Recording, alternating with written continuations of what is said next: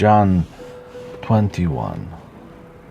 After this, Jesus revealed himself again to the disciples by the Sea of Tiberias, and he revealed himself in this way. Simon Peter, Thomas, called the twin, Nathanael of the Cana in Galilee, the sons of Zebedee, and 2 others of his disciples were together. Simon Peter said to them, "I am going fishing." They said to him, "We will go with you." They went out and got into the boat, but that night they caught nothing.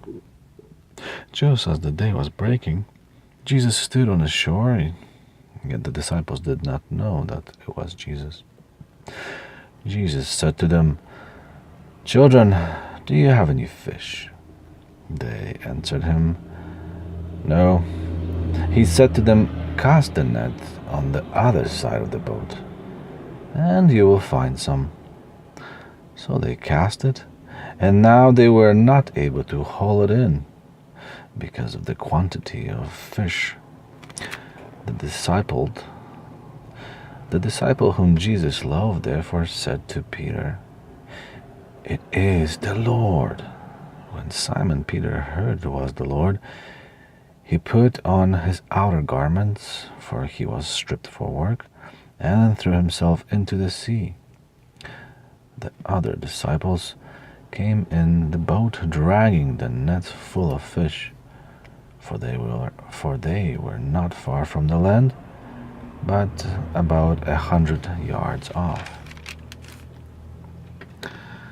When they got out on the land, they saw a charcoal fire in place, with fish laid out on it, and bread.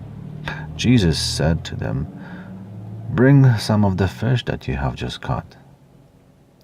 So Simon Peter went aboard and hauled the net ashore full of large fish, 153 of them. And although they were so many, the net was not torn. Jesus said to them, "Come and have breakfast." Now none of the disciples dared to ask him, "Who are you?" They knew it was the Lord. Jesus came and took the bread and gave it to them, and so with the fish.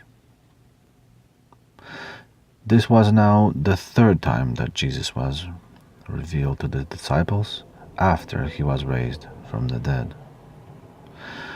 When they had finished breakfast, Jesus said to Simon Peter, "Simon, son of John, do you love me more than these?" He said to him, "Yes, Lord, you know that I love you." He said to him, "Feed my lambs." He said to him a 2nd time, "Simon, son of John, do you love me?" He said to him, "Lord, yes, Lord, you know that I love you." He said to him, "Tend my sheep."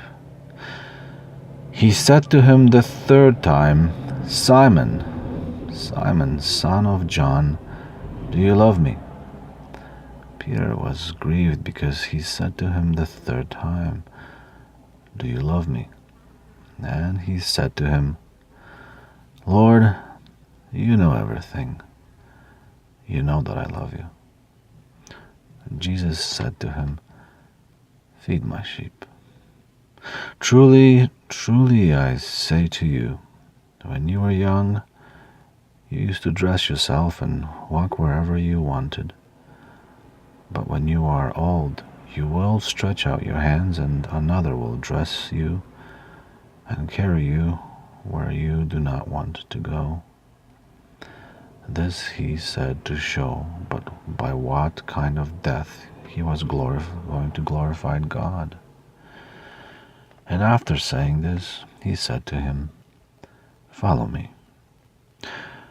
Peter turned and saw that the disciple whom Jesus loved following them, the one who had been reclining at the table close to him, and he had said, "Lord, who is it that is going to betray you?"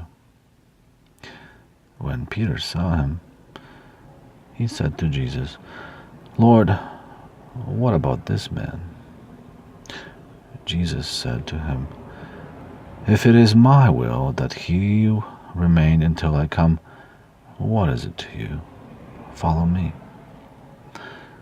So the saying spread abroad among the brothers that this disciple was not to die. Yet Jesus did not say to him that he was not to die, but, "If it is my will that he remains until I come, what is it to you?"